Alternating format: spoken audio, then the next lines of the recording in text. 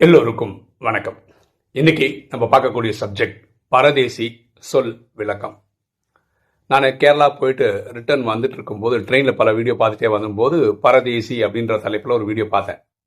உடனே நான் ஞான மனனம் பண்ண ஆரம்பிச்சிட்டேன். இது ராஜீவ் கத்திரை எப்படி யூகேட் பண்ணலாம் அப்படின்லாம் யோசிச்சுட்டு வந்தேன். அதை நேற்று நாங்கள் எங்கள் ஈவினிங் கிளாஸில் டிஸ்கஷனுக்கு எடுத்துருந்தோம். இந்த பரதேசின்ற வார்த்தை கேட்கும்போது உங்களுக்கு என்ன தோணுது அப்படின்னு கேட்டிருந்தோம். அப்போ ஒரு ஆத்மா சொன்னாங்க, ஒரு ஏமே இல்லாமல், ஒரு குறிக்கோளே இல்லாமல் ஊர் ஊராக சுற்றுறாங்கல்ல, தலைமுடியெல்லாம் பிரித்து போட்டு ஒரு ஒரு ஒரு யாரை பற்றியும் கவலைப்படாமல் ஊர் ஊராக சுற்றுறவங்க பேர் பரதேசி அப்படின்னு நான் புரிஞ்சுக்கிறேன் அப்படின்னு அவங்க சொன்னாங்க. அப்போ நான் சொன்னேன், இங்கிலீஷில் நொமேடுன்னு சொல்கிறாங்களே, அதை தான் நீங்கள் அப்படி மீன் பண்ணுறீங்களான்னு கேட்டேன். உடனே சொன்னாங்க, அது வேறண்ணா, அப்படி இல்லை, அவங்களாம் நாடோடிகள், அவங்களும் குடும்பமாக ஒரு இடத்துக்கு போவாங்க, வேலை விஷயமாக ஒரு ஊருக்கு போய் வேலை பண்ணுவாங்க. அது வேலை முடிஞ்சோன்னே, அந்த ப்ராஜெக்ட் முடிஞ்சோடனே வேற ஒரு ஊருக்கு போவாங்க.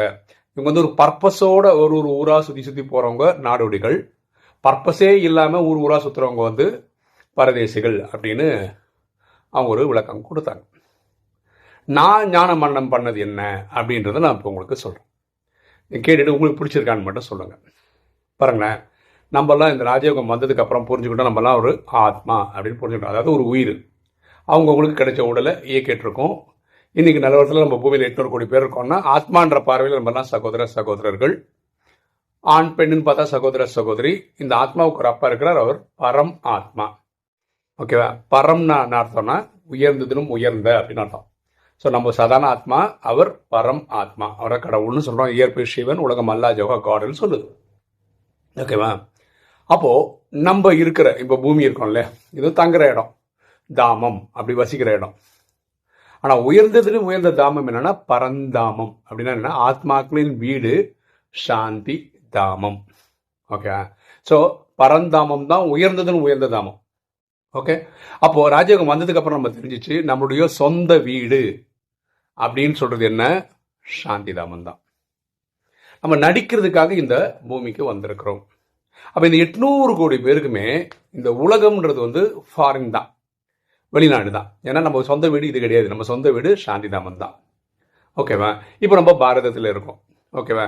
பாரதத்திலேயே பிறந்தவங்க என்ன சொல்லிக்கிறாங்க? இது சொந்த நாடு, தாய் நாடு அப்படின்னு சொல்லிக்கிறாங்க. அமெரிக்காவில் பிறந்த அமெரிக்காவை சொந்த நாடுன்னுவான், வேற ஒரு நாட்டில் பிறந்தவங்க அந்தந்த நாட்டை சொந்த நாடுன்னு சொல்லுவாங்க. இப்போ அமெரிக்காவிலேருந்து ஒருத்தர் இந்தியாவுக்கு வராருன்னு வச்சுக்கோங்களேன், அவருக்கு இந்தியா ஃபாரின். ஏன்னா அது அவர் பிறந்த ஊர் கிடையாது, வந்த ஊர். ஓகேவா? ஸோ இப்படி தான் நம்ம சொல்கிறோம். அதாவது எங்கள் ராஜயோகத்தில் அதுக்கு ஒரு டேர்ம் இருக்குது, டபுள் ஃபாரினர் அப்படின்னு சொல்கிறோம். எல்லாமே ஃபாரினர் தான். ஏன்னா எல்லாருமே சாந்தி தாமத்தை சேர்ந்தவங்க தான். பூமிக்கு வந்தாவே ஃபாரினர் தான். பரமாத்மா வர்றது பாரதத்தில் தான் வராரு. இப்போ ராஜஸ்தானில் வந்துட்டு இருந்தாரு. ஓகே, மவுண்ட் அபூவில் வந்துட்டு இருந்தாரு. அதனால இந்த நிகழ்ச்சியை பார்க்கறதுக்கு, கலந்துக்கிறதுக்கு உலகத்துலேருந்துலாம் யாரெல்லாம் கிளம்பி வராங்களோ அவங்கெல்லாம் டபுள் ஃபாரினர். எல்லாருமே ஃபாரினர். பாரதத்துக்கு வெளிநாடுன்றதுனால அது டபுள் ஃபாரினர் சொல்லிட்டு நம்ம சொல்கிறோம். ஓகேவா? அப்போது யாரையாவது நம்ம இங்கே திட்டுறோம்னு வச்சுக்கலாம், பரதேசி அப்படின்னு திட்டுறோம்னு வச்சுக்கலாம், அது ஒரு மதிப்பு குறைந்த ஒரு வார்த்தையாக நமக்கு தெரியுது. கரெக்டா? அது ஒரு பொறுப்பே இல்லாமல் ஊர் சுற்றுறவங்க பரதேசின்னு அவங்க விளக்கம் கொடுத்தாங்க இல்லையா, அந்த கண்ணோட்டம் தான் நமக்கு புரியுது. ஆக்சுவலாக பரதேசின்ற வார்த்தை நம்ம ராஜயோக ஆங்கிள்லேருந்து பார்த்தீங்கன்னா ரொம்ப உயர்ந்த வார்த்தை. எப்படின்னா, பரன்னா உயர்ந்ததுன்னு உயர்ந்த, அந்த தேசத்தில் இருக்க உயர்ந்த தேசம் எது? சாந்தி தாமதம். அந்த தேசத்தை வசிக்கிற பேர் தேசி. கரெக்டா? பாரத தேசத்தில் இருக்கிறவங்க சிட்டிசன்ஸ், இந்தியன்ஸ், பாரதியன் அப்படிலாம் சொல்கிறோம்ல, அது மாதிரி தேசி. பொதுவாகவே நீங்கள் இங்கிலீஷில் தேசின்ற வார்த்தை எது சொல்லணும்? இந்தியன் அப்படி குறிக்கும். ஆனால் இந்த தேசம், தேசி இந்த வார்த்தையெல்லாம் இந்தியன்ஸ் தான் யூஸ் பண்ணுறாங்க, வெளிநாட்டுக்காரங்களாம் யூஸ் பண்ணுறது இல்லை. அவங்க கண்ட்ரி அப்படின்ற வார்த்தை தான் யூஸ் பண்ணுறாங்க. சிட்டிசன் அப்படின்ற வார்த்தை தான் ஃபாரினர்ஸ் யூஸ் பண்ணுறாங்க. நம்ம தான் இந்த தேசம், தேசி இந்த வார்த்தையெல்லாம் பயன்படுத்துகிறோம். ஸோ பரதேசி அப்படின்ற வார்த்தைக்கு அர்த்தம்னா உயர்ந்ததும் உயர்ந்ததுல இருக்கிற தேசத்தை சேர்ந்த நிவாசின்னு அர்த்தம். அப்படி எடுத்துக்கலாம்ல, புரியுதுங்களா? ஸோ சாந்தி தேவம நிவாசின்றத பரதேசின்ற வார்த்தை குறிக்குது. இப்போ ராஜயோகத்தில் பரமாத்மா என்ன சொல்றாரு? தன்னை ஆத்மானு புரிஞ்சுக்காங்க. சாந்தி தாமத்தில் இருக்கிற தந்தையை நம்ம நினைவுனால எங்க போயிடணும்? சாந்தி தாமத்துக்கு போயிடணும். அங்க இருந்துகிட்டு ஆத்மாவை தந்தை அன்பா நினைவு பண்ணணும். இதுதான் மன்மனா பவ. இப்படி பண்ணும்போது 63 ஜென்மமா நம்ம செய்த பாவம் எரிக்கப்படும். இது நீங்கள் நானும் புரிஞ்சு வச்சுக்கணும் ராஜயோகத்தில். அப்போ ராஜயோகம் சொல்றது என்ன? பரமாத்மா சொல்றது என்ன? நீங்க நினைவுனால எப்பவுமே சாந்தி தாமத்திலே இருங்க அப்படின்னு சொல்றாரு. அப்படின்னு என்ன, பரதேசியாவே இருங்க. பரனா உயர்ந்ததுல உயர்ந்த தேசமான சாந்தி தாமத்தில் நினைவுனால அங்கேயே இருந்துருங்க. நம்ம உடலாக இங்கே நடிச்சிட்டு இருக்கோம், அதெல்லாம் கரெக்டு. ஆனால் ராஜயோகம் சொல்கிற விஷயம் என்னென்னா, மன்மனாவன்றது ஆத்மான்ற புரிதலில் நீங்கள் சாந்தி தாமத்தில் இறைவன் நினைவு பண்ணும். அது வந்து ஒரு நாளில் 24 மணி நேரம் 8 மணி நேரமாவது நினைவு பண்ணுங்கன்னு சொல்கிறாரு. அப்போ 8 மணி நேரமாவது நீங்கள் பரதேசியாக இருக்கணும். அதாவது நினைவுனால நீங்கள் சாந்தி தாமத்தில் இருக்கணும். ஸோ இந்த வார்த்தையை கேட்கும்போது ரொம்ப சிம்பிளாக தெரியலாம், இல்லாட்டி ஒருத்தரை காயப்படுத்துகிற வார்த்தையாக நீங்கள் உங்களுக்கு தோணலாம். ஆனால் பரதேசின்ற வார்த்தைக்கு இப்படி நம்ம அர்த்தம் எடுத்துக்கலாம். பரன்னா உயர்ந்ததுன்னு எப்படி பரமாத்மான்னு சொல்கிறோம், பரந்தாமம்னு சொல்கிறோம். பரன்னா உயர்ந்ததிலும் உயர்ந்த. ஓகே, ஸோ பரதேசின்ற வார்த்தை ராஜயோகிகளுக்கு மட்டும் இல்லை, உலகத்தில் இருக்க எல்லாருக்கும் பொருந்தும். ஏன்னா யாருமே இந்த ஊர் தேசி கிடையாது, பாரதத்தை சேர்ந்தவங்க கிடையாது. அப்படின்னா பாரதத்தில் பிறந்துட்டா பாரதவாசின்னு சொல்கிறோம். ஆனால் ஆக்சுவலாக எல்லாருமே எங்கேருந்து வந்தோம், சாந்தி தாமத்துலேருந்து வந்தோம். ஸோ நம்ம உயர்ந்ததிலும் உயர்ந்த தேசத்தோட நிவாசிகள், தேசிகள் அப்படின்னு அர்த்தம் எடுக்கும்போது நீங்களும் நானும் பரதேசி தான். ஓகேவா? யாராவது உங்களை பரதேசின்னு எப்போ திட்டாங்கன்னா நம்ம ஃபீல் பண்ணுறதெல்லாம் வேண்டாம். அவங்க புரியாமல் சொல்கிறாங்க. நீங்கள் புரிஞ்சுக்கிட்டீங்கன்னா, லாஜிக்கலாக புரிஞ்சுக்கிட்டீங்கன்னா, நீங்கள் உயர்ந்த ஆத்மான்றதை தான் அது புரிய வைக்குது. இல்லை சாந்தி தாம நிவாசின்ற வார்த்தை தான் அது புரிய வைக்குது. இப்படி நம்ம புரிஞ்சுக்கலாம். உங்களுக்கு வீடியோ பார்க்குற உங்களுக்கு பரதேசின்ற வார்த்தை கேட்கும்போது எப்படி நம்ம ஆத்மாக்களோ அவங்களுக்கு ஒரு விளக்கம் கொடுத்தாங்களோ, நான் எப்படி புரிஞ்சுக்கிட்டேன்னு அது உங்ககிட்ட சொல்லணும். உங்களுக்கு வேற ஆங்கிள் ஏதாவது ஆன்சர் புரிஞ்சுது அப்படின்னா கமெண்ட் செக்ஷனில் போடுங்க. ஓகே, ஒரு தகவல், ஒரு அனுபவம். ஓகேவா? நான் கேரளா போயிருந்தேன் இல்லைங்களா? அது வந்து ஒரு தம்பி தான் டிக்கெட்லாம் போட்டார். அவர் 3rd ஏசியில் டிக்கெட் போட்டு கொடுத்தாரு. அந்த அனுபவம் என்னென்னா, ட்ரெயின் வந்து 4:20க்கு கிளம்புது சென்னையிலேருந்து. அதுக்கப்புறம் ஒரு 5-6 மணிக்கு மேலே நமக்கு என்ன வேலை அப்படின்னு சொல்லிட்டு நான் மேலே 2வது இது இருக்கு இல்லையா, பர்த்தில் ஏறி படுத்துட்டேன். அங்கே தான் இந்த வெண்ட் இருக்குது, அந்த ஏசி வர இது. ஆக்சுவலாக பார்த்தீங்கன்னா எங்கள் வீட்டில் அந்த ஏசியெல்லாம் போட்டு நான் 15, 16, 18 இந்த டிகிரிலாம் வச்சு படுத்துருக்கேன். எனக்கு ஒன்றுமே ஆனது கிடையாது. கிட்டத்தட்ட அப்படியே படுத்துட்டு தூங்கிட்டேன். 7:30 மணிக்கு எழுந்தேன். ஓகேவா? பார்த்தா நிறைய ஃபோன் கால், நிறைய பேர் கூப்பிட்ருக்காங்க. சைலண்டில் போட்டதை பார்க்கல. சரி, ஒரு காலெல்லாம் எடுக்கலாம் அப்படின்னு சொல்லி இறங்கி வந்தேன். என்ன பண்ணிட்டேன்னா, பாத்ரூம் போகலான்னு சொல்லிட்டு அந்த கேபின் விட்டு வெளியே போகிறோம். ஆக்சுவலாக பார்த்தீங்கன்னா உங்களுக்கு ஏசி கம்பார்ட்மெண்ட்டில் தெரியும், ஏசி கம்பார்ட்மெண்ட் ஃபுல்லாக ஏசியாக இருக்கும். அந்த பாத்ரூம் அந்த ஏரியா இருக்குது பார்த்தீங்களா, அது வந்து நார்மலாக இருக்கும்.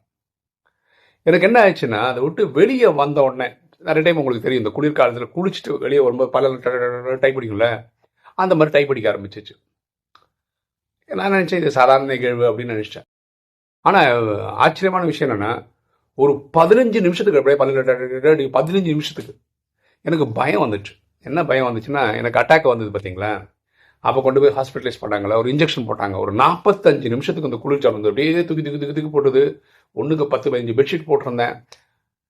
திரும்பி அந்த மாதிரி ஏதாவது நடக்குது. ஆனால் அன்றைக்கி இன்ஜெக்ஷன் போட்டதுனால தான் எனக்கு அந்த விளைவு வந்தது. எனக்கு ரியலாகவே பயம் வந்துச்சு. நம்ம தனியாக வர ட்ராவல் பண்ணுறோம், இப்படி ஆகி போயிடுச்சு அப்படின்னு. அப்புறம் ஃப்ரெண்ட் இருக்கார் இல்லையா, அவருக்கு டாக்டர், அவனுக்கு ஃபோன் பண்ணேன். அப்போ சொன்னால், இல்லை இவ்வளோ தானே ஏசி ரூம்லேயே இருந்திருக்கேன், இந்த ஏசி வெண்ட்லேயே இருந்திருக்கேன், திடீர்னு வெளியே வந்த உடனே அந்த உடம்பு வந்து அடாப்ட் பண்ணிக்கல, அதனால் அப்படி ஆயிருக்கு, நீ பயப்படுறதுக்கெல்லாம் ஒன்றும் கிடையாது. கொஞ்ச நாள் யாருக்காவது ஃபோனில் பேசி, இப்போ என்கிட்ட பேசின மாதிரி ஃபோனில் கொஞ்ச நேரம் பேசினே இரு, உன் உடம்பு வந்து தயார் நிலை ஆனதுக்கப்புறம் திருப்பி உள்ளே போய்க்கோ அப்படின்னு சொன்னான். அப்படி கொஞ்ச நேரம் ஃபோன் பண்ணி ஒய்ஃபுக்கு, நண்பர்களுக்கெல்லாம் ஃபோன் பண்ணி பேசிட்டு கடைசியாக உள்ளே வந்தாலும் எனக்கு எந்த பிரச்சனையும் கிடையாது. திரும்பி வரும்போதும் இதில் தான் வந்தேன், ஏசியில் தான் வந்தேன். நான் அப்போ அந்த மாதிரி அனுபவங்கள்லாம் ஏற்படல. ஸோ நீங்கள் ஏசியில் ட்ராவல் பண்ணுறவங்களா இருந்தால், அந்த ஏசியிலேருந்து நான் ஏசியிலேருந்து ஏசி இந்த போயிட்டு வரீங்களா, இந்த டைமுக்குள்ளே இந்த உடலுக்குள்ளே ஒரு ஷிஃப்ட் நடக்கலாம், எனக்கு நடந்த மாதிரி. ஸோ இது வந்து பயப்படுற மாதிரி எந்த ஒரு விஷயம் கிடையாது அப்படின்றது நான் தெரிவிச்சுக்கிறேன். அடுத்த அனுபவம் என்னென்னா, நான் அங்கே இருக்கும்போது நான் ரிட்டர்ன் வரதுக்கு டிக்கெட் கிடைக்கல. நானும் ஒரு தம்பி சேர்ந்து தான் வர வேண்டியது. அந்த தம்பிக்கு திடீர்னு பிளான்லாம் மாற்றினாங்க, ஒரு பெங்களூர் போயிட்டு வர மாதிரியெல்லாம். நான் மட்டும் வரணும். நான் போடும்போது சொந்த மாமா தான் போட்டு பார்த்தாரு. ஆனால் அவங்களுக்கு வந்து ரிசர்வேஷன் கிடைக்கல. எனக்கு இந்த வயசில் வந்து அன்ரிசர்வ்லலாம் வர முடியல.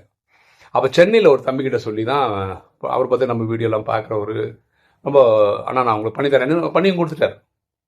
1680 ரூபா, அதுவும் செகண்ட் ஏசி. எனக்கு இப்போ சாதாரண ஸ்லீப்பர் கிளாஸ் கிடைக்கவே மாட்டேங்குது. அவர் போட்டு கொடுத்துட்டாரா. நான் வந்து 1800 சில்லரை வந்தோன்னா 1700 கணக்கில் வச்சு கொடுத்துட்டேன். அவர் அந்த தம்பி வந்து எனக்கு ஒரு மெசேஜ் போடுறாரு, நீங்கள் வந்து ஒரு 19 ரூபா 20 ரூபா எக்ஸ்ட்ரா கொடுத்துட்டீங்க, அதை நான் வந்து பண்டாராவில் போட்டேன் அப்படின்ட்டார். எனக்கு இதில் ஒரு விளக்கம் சொல்லணும்னு தோணுது, அதனால இந்த வீடியோவில் சொல்கிறேன். அதாவது அந்த தம்பி வந்து எவ்வளோ அன்பாக இருந்தால் எனக்காக டிக்கெட்டும் புக் பண்ணுவார், எங்கிட்ட காசும் வாங்கலை. வாங்கி புக் பண்ணிட்டதுக்கு அப்புறம் அமௌண்ட் அனுப்பிச்சாரு. நான் வந்து அனுப்புகிறேன். அப்படி அனுப்பும்போது அது ஒரு 1680 சம்திங்னு வச்சுக்கோங்களேன். கரெக்டாக அந்த அமௌண்ட் அனுப்புறதுக்கு பதிலாக ரவுண்ட் பண்ணி 1700 அனுப்பிச்சேன். இங்கே வந்து அது ஒரு கணக்காக நான் பார்க்கல. ஓகே, இது வந்து ஒரு பிஸ்னஸாக பார்க்கல. அவரும் பிஸ்னஸாக பார்த்தேன்னு வச்சுக்கோ, காசு முன்னாடி அனுப்புங்கன்னு கேட்டிருப்பாரு. அப்போ தான் டிக்கெட்டே புக் பண்ணியிருப்பார். அவரும் ஒரு சகோதரருக்கு பண்ணியிருக்காரு, நானும் ஒரு சகோதரருக்கு கொடுக்குறேன். இதில் வந்து இது கணக்கு வழக்கில் வராது அப்படின்றது தான் என்னோட தாழ்மையான புரிதல். ஓகே, அவர் என்ன பண்ணுறாரு, டிக்கெட்டோட காசு மட்டும் எடுத்துக்கிட்டு பாக்கி இருக்கிறத பண்டாரில் போட்டார்னா இது கணக்கு வழக்கு வந்துருமோன்னு யோசிக்கிறார். ஓகே, நீங்கள் என்ன நினைக்கிறீங்க இதை பற்றியெல்லாம்? இது கணக்கு வழக்கில் வரும்னு நினைக்கிறீங்களா, வராதுன்னு நினைக்கிறீங்களா? நான் சொன்னேன், என் சகோதரர் எனக்கு பண்ணார். என் சகோதரருக்கு நான் கட்டின ஃபீஸ் நான் வந்து கொடுக்கும்போது ஒரு ரவுண்டாக இருக்கட்டுமேன்னு கேட்டேன். அதில் வந்து அப்படி தான் நான் பார்த்தேனே தவிர இது வந்து டிப்ஸு அந்த எங்கள்லாம் நானும் பார்க்கல. அவரும் அந்த தம்பி அந்த மாதிரி தப்பாக புரிஞ்சிக்கல. இருந்தாலும் அது வந்து அதிகமாக வந்துச்சுன்னு சொல்லிட்டு பண்டாரில் போட்டதா ஒரு மெசேஜ் போட்டிருந்தார். ஸோ நம்ம கர்ம கணக்கை வந்து ரொம்ப ஆழமாக பார்க்க வேண்டிய அவசியம் இல்லை அப்படின்றது எனக்கு எந்த விஷயத்தில் புரியுது. வெறும் அன்பில் நடக்கக்கூடிய விஷயங்களில் வந்து இந்த பைசா வந்து ஒரு பெரிய இஷ்யூவாக இருக்கணும் அப்படின்றது கிடையாதுன்றது என்னோட தாழ்மையான புரிதல். ஓகே, இன்னைக்கு வீடியோ உங்களுக்கு பிடிச்சிருக்கோம் நினைக்கிறேன். பிடிச்ச லைக் பண்ணுங்கள், சப்ஸ்கிரைப் பண்ணுங்கள், ஃப்ரெண்ட்ஸ் சொல்லுங்கள், ஷேர் பண்ணுங்கள், கமெண்ட்ஸ் போடுங்க. தேங்க்யூ.